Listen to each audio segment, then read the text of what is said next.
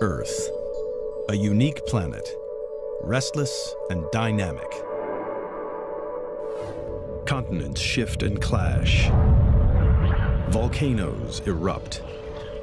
Glaciers grow and recede. Titanic forces that are constantly at work, leaving a trail of geological mysteries behind. This episode explores Everest, the highest mountain on planet Earth. In order to unlock its secrets, a daring mission is undertaken to bring back rocks from the summit. This journey of discovery into the formation of Everest will uncover ancient fossils, hidden crystals, epic weather, and immense structures etched into the mountains. All part of the incredible story of how the Earth was made.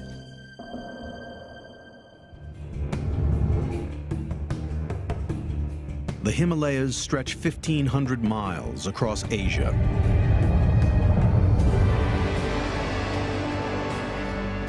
They're home to 14 of the tallest mountains on the planet.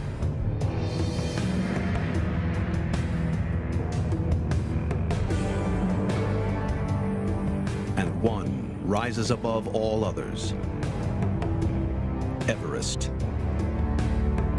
At 5.5 miles tall, Everest is the highest mountain in the world. In order to figure out how this giant mountain was made, geologists need evidence. Rock samples from Everest.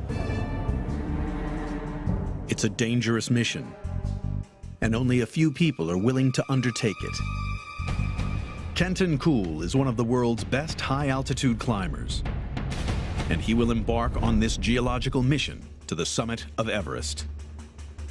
His instructions from geologists are to collect rock samples from 3 places: 1 from the summit and 2 from lower down. These incredibly rare samples will give investigators crucial evidence. Kenton is at Everest Base Camp. Pitched on jagged rocks at 17,500 feet, this camp is over 3 miles above sea level. Sorting out the last of the items I need to take on a summit push. And I've just been to collect a load of Ziploc bags, which I hope to put all the samples in. Over the next 5 days, he will climb 12,000 feet, the equivalent vertical height of 8 Empire State Buildings. Kenton starts his mission from base camp. He negotiates the Khumbu Icefall, a frozen river with crevasses thousands of feet deep.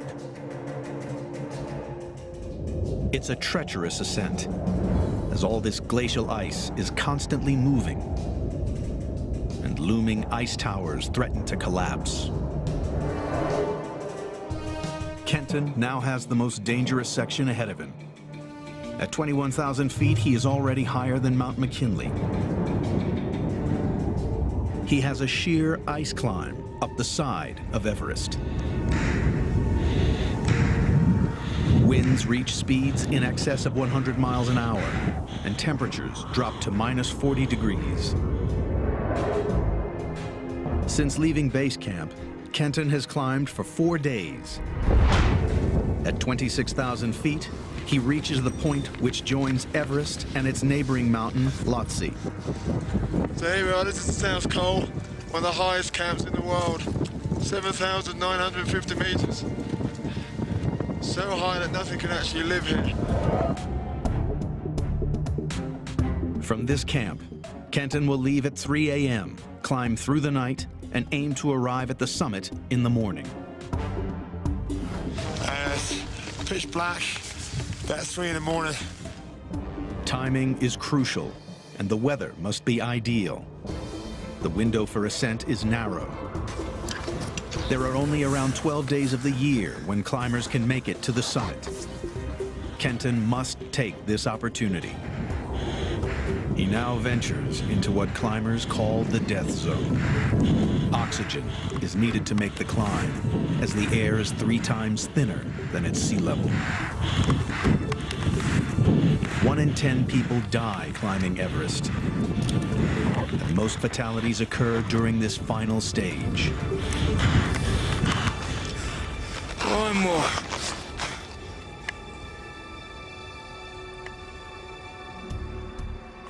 Kenton finally reaches the top of Everest.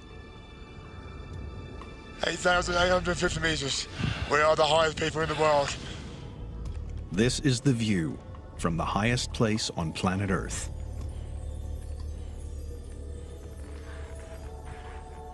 For most climbers, the summit is the ultimate goal. But for Kenton, his mission has only just begun.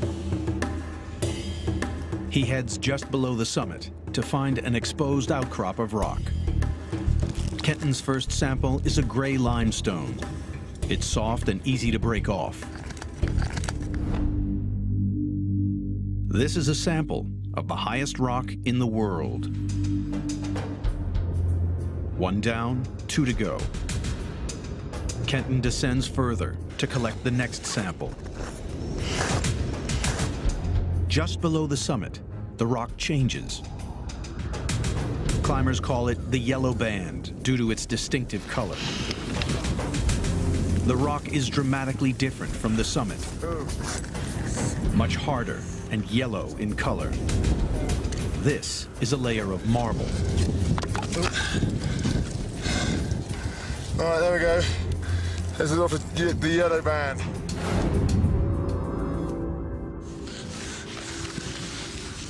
All right, so that's that. That's the yellow band.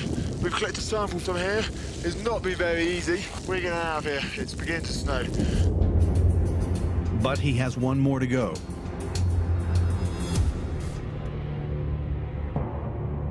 Kenton starts the long descent to where he'll get the next piece of evidence. He enters into the Western Cwm, a huge U-shaped valley which has been carved by the Khumbu Glacier,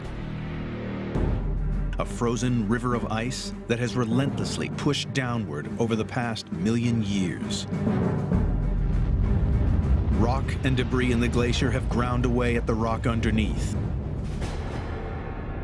revealing the base of Everest. Kenton needs to take his final sample from this area of distinctive white rock. Granite.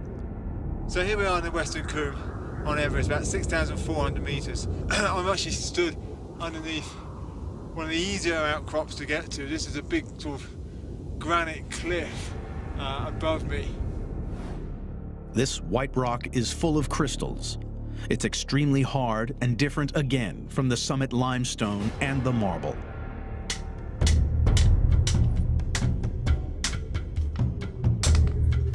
Yeah, we've got quite a nice sample of the granite there. With the 3 precious samples safely packed away, Kenton takes them to the University of Oxford.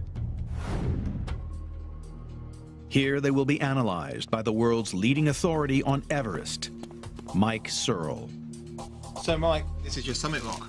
Now, that is from the top of the world. Well, this sample, Kenton, is probably one of the most important samples of the whole expedition, so it's literally worth its weight in gold geologically. This came from the summit of Everest right there. The next rock down that you collected was from the yellow band. And even further down is another rock, a granite. Almost a complete picture of Everest. That's right, yes. Fantastic. Yeah.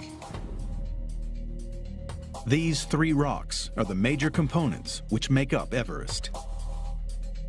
All that effort to get up to the summit was, I can tell you, was absolutely worth it to get this sample. Good. I hope so. So the next step is we want to find out what's in it. The summit rock is cut into a thin section.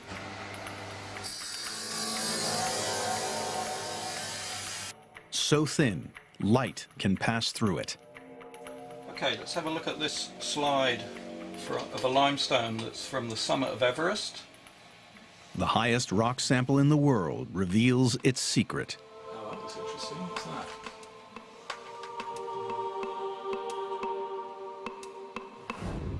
We've got a section here through a crinoid stem. A crinoid is a sea lily. From fossil records, the section can be dated. It is over 400 million years old.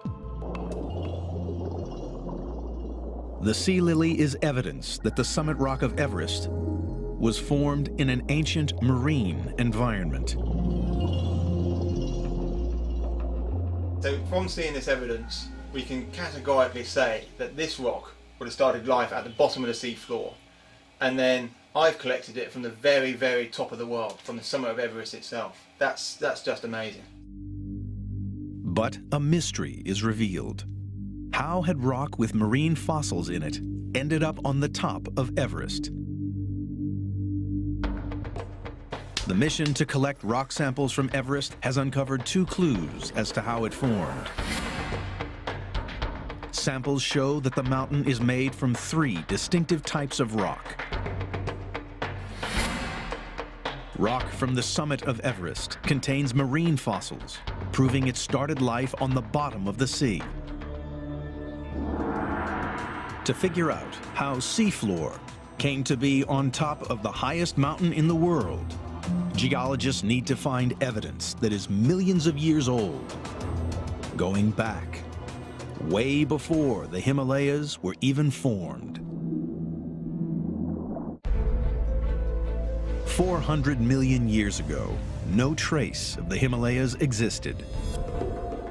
The sea lily, now fossilized on the summit of Everest, is proof that there was once water where now this great mountain stands. But to figure out whether this was just a shallow inland sea or a great ocean, geologist Mike Searle travels to the Himalayas. He begins the investigation at the Garkola River.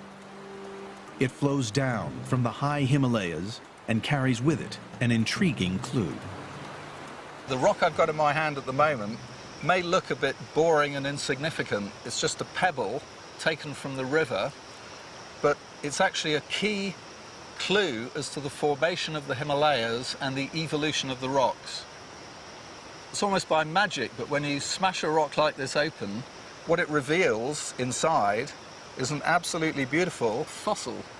And this fossil is what we call an ammonite. This ancient creature is part of the squid family. It's proof of a complex ecosystem found in a deep ocean. Giant squids swimming around in the seas that once lay between India and Asia, and this is some of the key evidence that we've got, that there was a major ocean between the continents. But to find marine fossils in the high Himalayas and on the summit of Everest, some immense geological force must have pushed the ocean floor upwards, above the water. Figuring out how this happened has taken geologists over 100 years. The first lead in this investigation came from an unlikely place: Antarctica.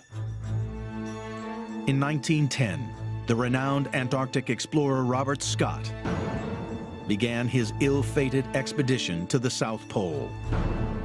After reaching the pole, Scott and 5 of his team died. When the bodies were discovered, among their equipment were carefully wrapped and labeled fossils. The fossils were part of an ancient plant called Glossopteris, and specimens are preserved at the British Antarctic Survey. Glossopteris is a type of plant known as seed fern, and from many different lines of evidence, such as roots and leaves and preserved trunks, paleontologists think that Glossopteris is actually a type of tree. Soon, this humble tree fossil was found across the globe. In India, South America, Africa, Madagascar, and Australia. Geologists now had a puzzle. How had this one species of plant spread between continents, separated by thousands of miles of ocean? Glossopteris is a very important fossil because it could not have dispersed over vast distances. It couldn't have just been dispersed by the wind or by birds across oceans.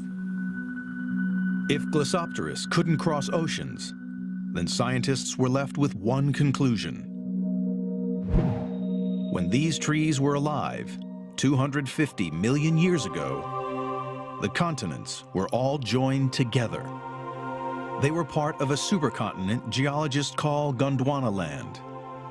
Glossopteris was able to spread across this ancient landmass. But then, Gondwana was split up by violent tectonic forces, which pushed the continents apart. And 80 million years ago, India broke away from the supercontinent. It traveled north and eventually smashed into Asia. To get the full picture, geologists now knew they must get an exact date for this collision. Once again, they turned to marine fossils. We know the age of collision of India and Asia from several factors, but the most important one is the age of the youngest marine fossils that are preserved along that collision belt. And the age of those fossils is very precisely dated, 50.5 million years. 80 million years ago, India left Gondwana. 50.5 million years ago, it hit Asia. India traveled 4,000 miles in just 30 million years. Very fast in geological time. India was drifting northwards across the Indian Ocean at very rapid plate tectonic speeds, and we're talking here between 10 and 12 inches per year, which is very rapid. It's this speed that goes some way to explain the unique size of the Himalayas. Because, as with any smash, the faster the collision, the bigger the wreck. The investigation has now uncovered clues to prove India and Asia were once separate. Ammonites are evidence that an ocean once existed between India and Asia. Glossopteris fossils prove that India was once part of a supercontinent called Gondwana land. The next part of the investigation is to discover how this intercontinental smash gave rise to the tallest mountain in the world.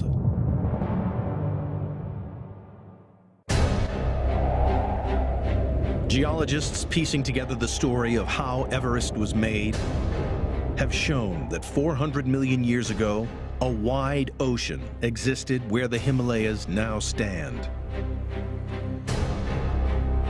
India was part of Gondwana land until 80 million years ago, when violent tectonic forces threw the planet into turmoil and split up this ancient landmass, pushing India northwards. 50 million years ago, India collided with Asia. And for the next 30 million years, this intercontinental smash began to shape the world's highest mountains. Traces of the first stage in this process can still be seen in the Himalayas today. The best way to spot them is from the air.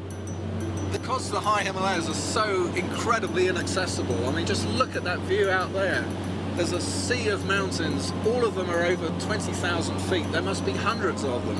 And those are impossible mountains for a mere mortal to climb. This is geology on a massive scale.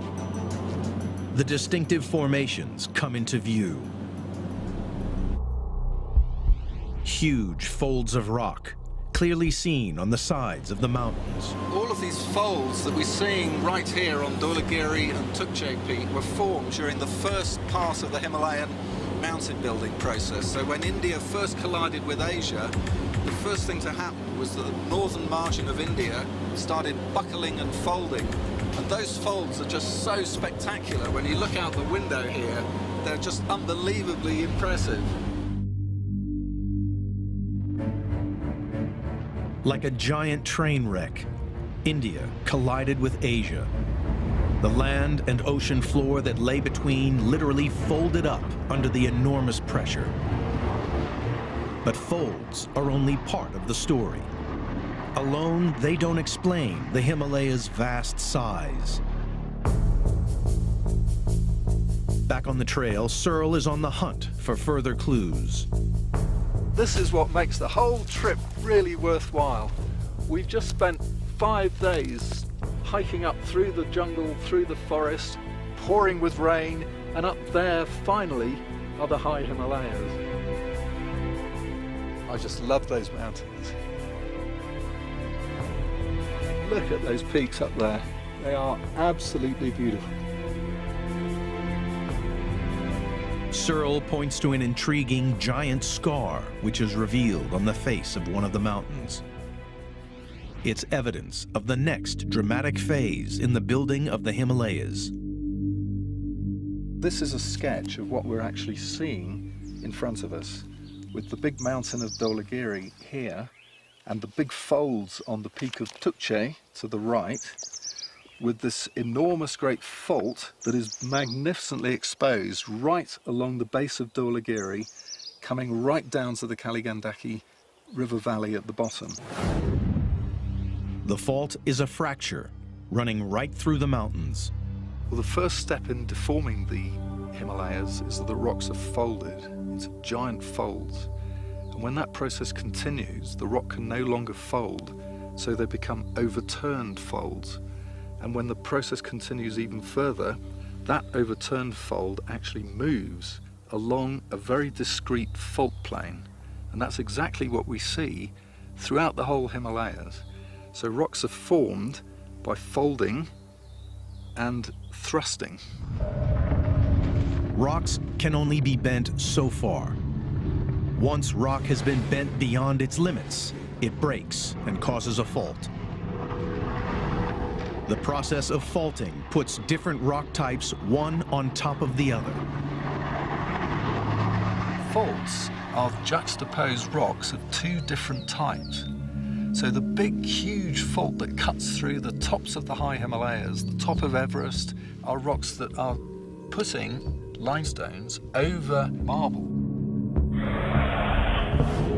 This is exactly what was revealed by Kenton's rock samples from Everest.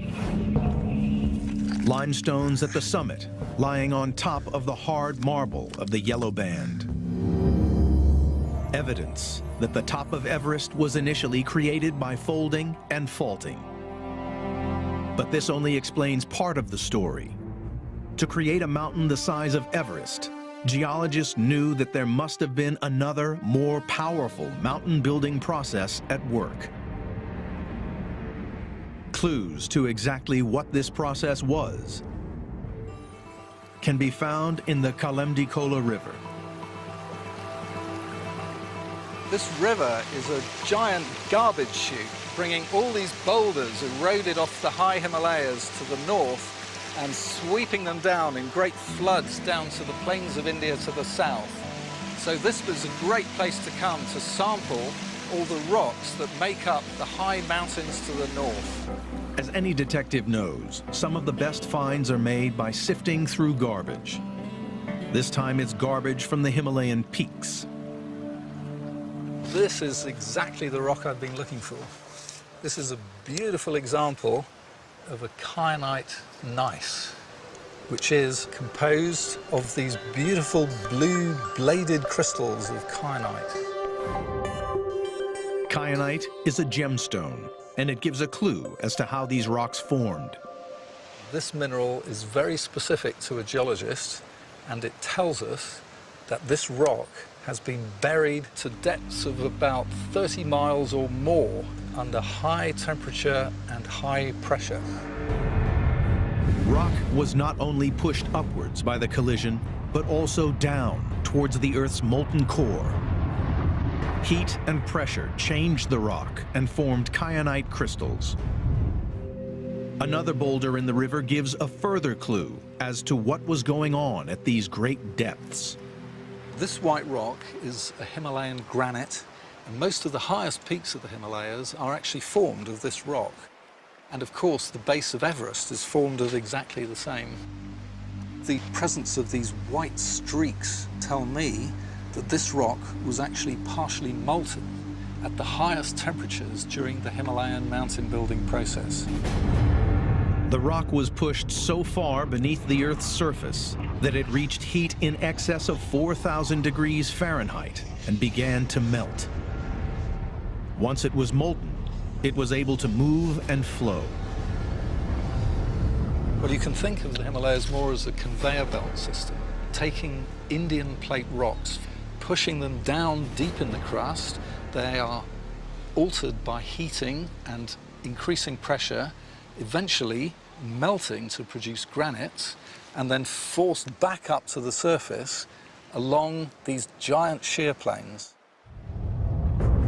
20 million years ago, this amazing conveyor belt system was at work. As India pushed northwards, a liquid band of buoyant rock was forced towards the surface and cooled, forming a solid layer of granite. A process called channel flow. Granites are very buoyant rocks, so when they're formed by partial melting of the crust, normally they're pushed up through the crust to form mountain ranges like you see in the Sierra Nevada or Yosemite National Park, for example. The Himalayas are different. These granites are flowing almost horizontally from where they formed, the southern part of the Tibetan Plateau, to form the high peaks of the Himalayas. And it's this conveyor belt system that keeps the high Himalayas actively uplifting to this day. The mountains were repeatedly jacked up to epic proportions. It's this unique process which accounts for the Himalayas' immense size. Kenton Kuhl's mission to Everest uncovered an unusually thick band of granite. Proof that Everest's awesome size is due to the process of channel flow. Geologists investigating how Everest was built have discovered folds and faults, proof of the initial mountain building process. White stripes of granite indicate the rock was melted at over 4,000 degrees, forming a giant conveyor belt of mountain building power. But the Himalayas were set to become part of a geological battle between catastrophic forces and powers which would challenge the very height of Everest. 400 million years ago, the Himalayas started out life at the bottom of an immense ocean. 50 million years ago, they were thrust into the skies as India smashed into the Asian landmass.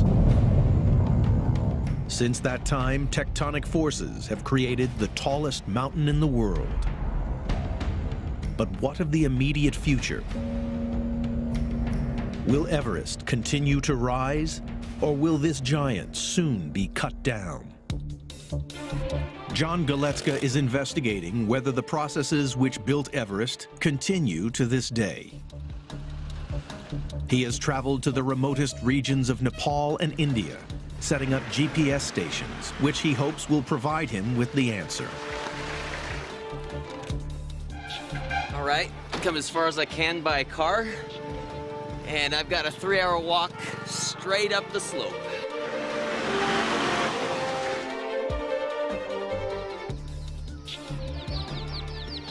Namaskar.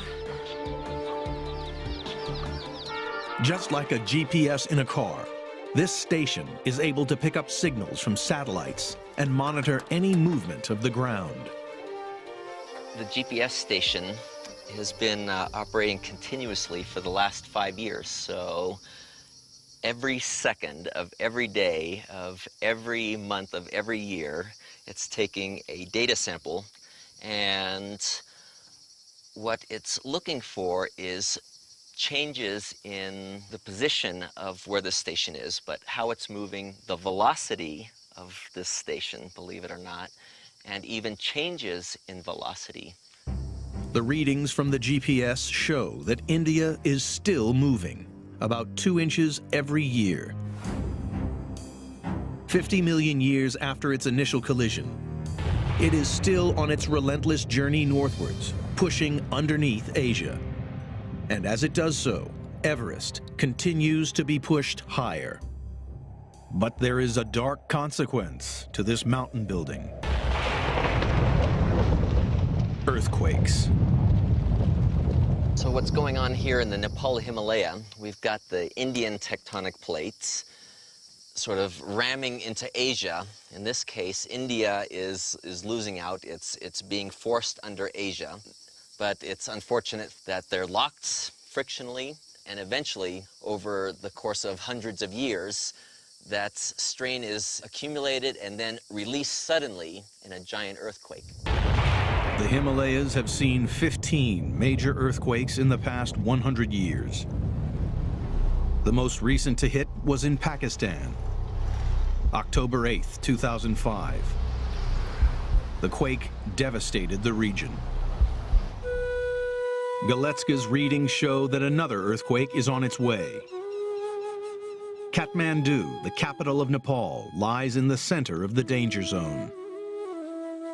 When that earthquake happens, not if, when that earthquake happens, it's going to be several minutes of terror. There'll be strong shaking, in Kathmandu. There'll be just collapsed structures. You'll see landslides on all these mountains. It's going to be complete devastation. 26 million people in Nepal, 50 million people along the whole arc of the Himalayan range. All of these people will be affected.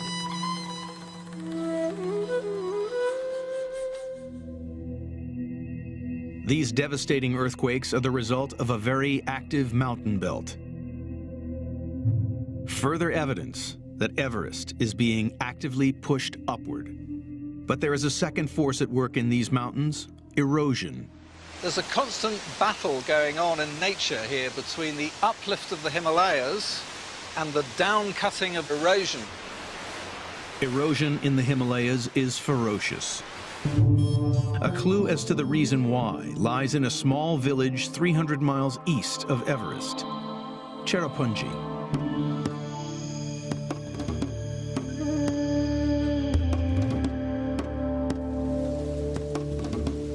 It's the wettest place on planet Earth, averaging over 432 inches of rain each year. This place is 12 times wetter than Seattle. And the reason for all this rain? The monsoon.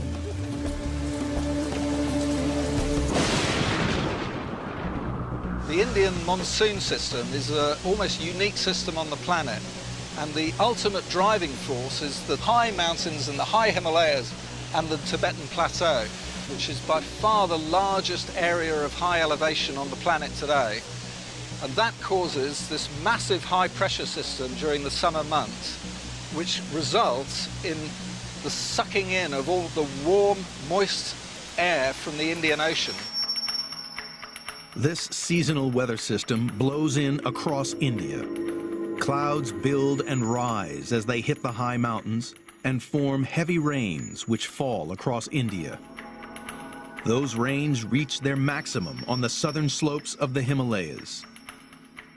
During the height of the summer monsoon, some of these rivers are able to rise by 20 or 30 feet in one storm. So where I'm standing now, the levels of the river will be way up over here. Each year, 264 cubic miles of fresh water, enough to fill Hoover Dam's Lake Mead 30 times over, pours down the slopes of the mountains. This water feeds some of the largest rivers in the world: the Ganges, the Indus, the Irrawaddy, and the Yangtze. The Himalayas are the water tower of Asia, supplying fresh water to a fifth of the world's population.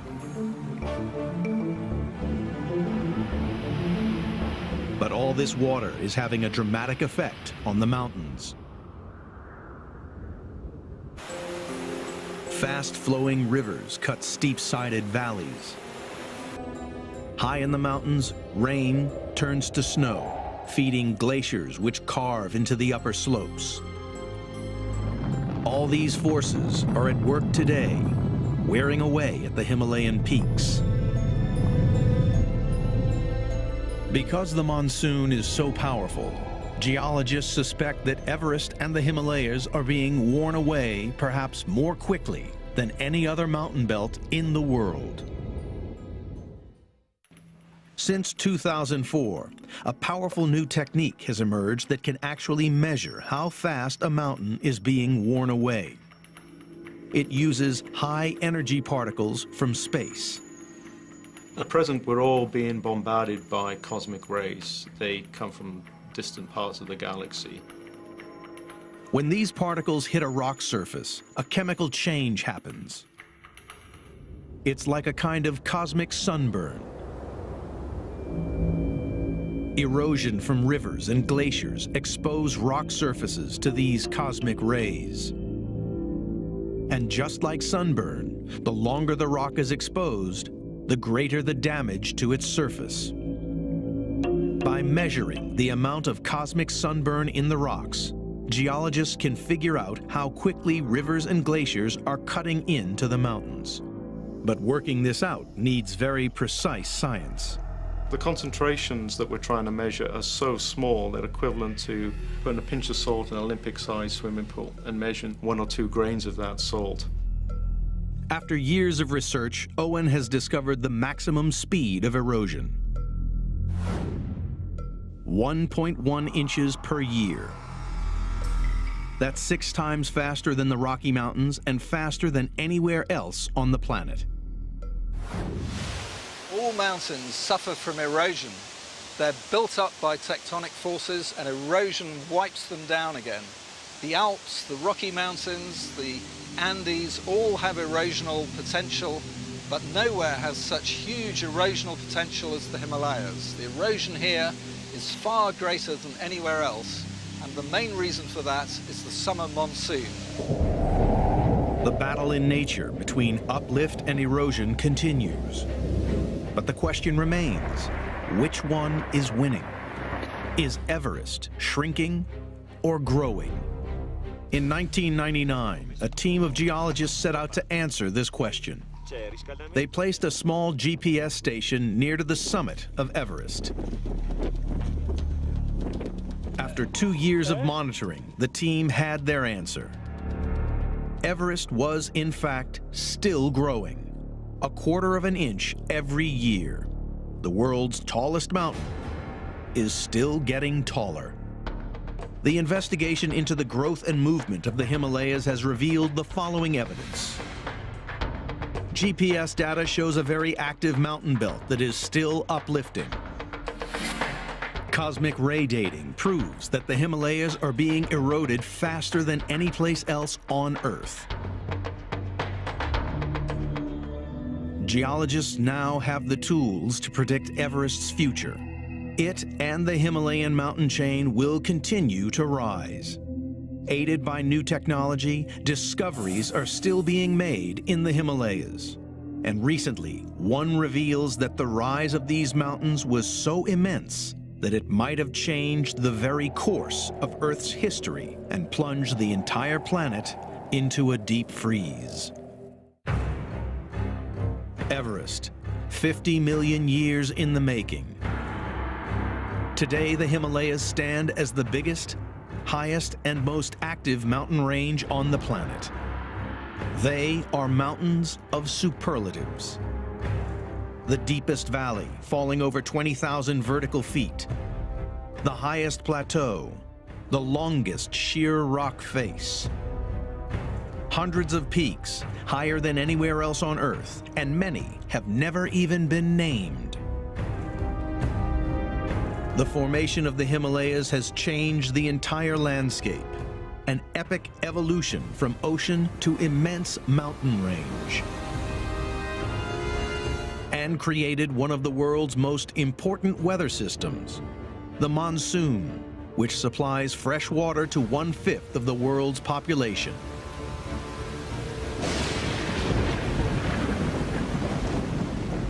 The Himalayas in Tibet are a really exciting place to work for a geologist. This is because it's such an active and dynamic environment. Not only that, it's a very important area climatically. Scientists investigating the Himalayas have uncovered some surprising results. Discoveries which would suggest that the rise of the Himalayas might have had an impact on the climate of the entire planet. The discovery came about almost by accident, while scientists were studying a process called chemical weathering. Every time it rains, carbon dioxide in the atmosphere dissolves to form acid rain. When the rain falls, it eats away at rock surfaces. This weathering process takes CO2 out of the atmosphere and locks it away in the rocks. If that rock is interacting with the atmosphere, it pulls down carbon dioxide, and that leads to a negative greenhouse effect, if you like, an icehouse effect. So you get more weathering, you pull down that carbon dioxide out of the atmosphere, and that leads to cooling. The more CO2 there is in the atmosphere, the warmer the global temperatures. Take CO2 out of the atmosphere, and temperatures are reduced. Then, scientists discovered a major coincidence. The dramatic rise of the Himalayas over the past 20 million years coincided with the gradual fall of global temperatures, which led to the start of the last major ice age. The pieces of the puzzle fell into place. As the Himalayas uplifted, they had acted like an ever-growing giant sponge and absorbed massive amounts of CO2 from the atmosphere. The uplift of the Himalayas and Tibet lead into the drawdown of carbon dioxide from the atmosphere by these weathering processes was probably one of the major factors in lead into the cooling that culminated in the ice age that started about 2.5 million years before present. A cooling effect which was so intense that 2.5 million years ago, it contributed to a global deep freeze. An ice age that affected the entire planet and had a dramatic impact on all life on Earth. And geologists are sure that the Himalayas will continue to exert an immense influence on our planet, as these mountains are still growing. As India pushes northwards under Asia, the building cycle continues. More mountains will form. Over the next 10 million years, 300 miles of land will be forced under Asia. The entire range will grow even taller. Out in this vast wilderness of icy peaks, geologists are still making discoveries. For geologists, it's exciting in terms of the science because you get to areas where few geologists have been before. As the research continues at Everest and across the Himalayas, it is a wonder what secrets they might tell us in the future. The evidence for Everest's incredible geological journey has been revealed. Ammonites, evidence that an ocean once existed between India and Asia and that the continents collided 50.5 million years ago. Folds and faults, proof of the initial mountain building process. Granite, evidence of a giant conveyor belt of mountain building power which pushed Everest to its immense height. GPS data reveals that the Himalayas are the most active mountain range on the planet, and Everest is still growing. Everest today stands as the highest place on planet Earth. But in millions of years to come, there will perhaps be another mountain big enough to challenge this giant, living proof that the Earth is never at rest.